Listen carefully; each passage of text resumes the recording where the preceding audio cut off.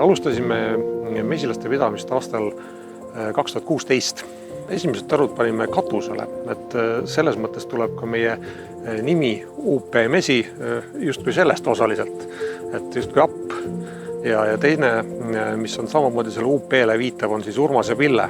Mina olen siis Urmas ja minu abikaasa Pille on siis teine partner, kellega me koos seda mesindustööd oleme teinud.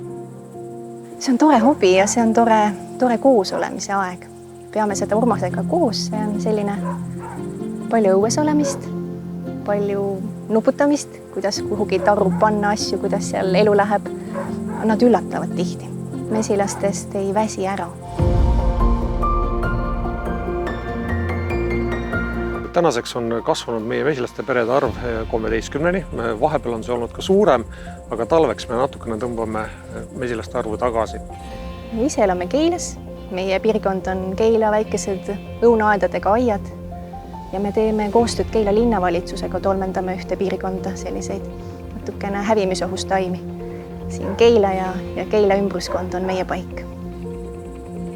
Meie valikus on praeguse seisuga 6 erinevat toodet. Vaarikamesi on nendest võib-olla kõige sellised populaarsed ja eriti meeldib see lastele.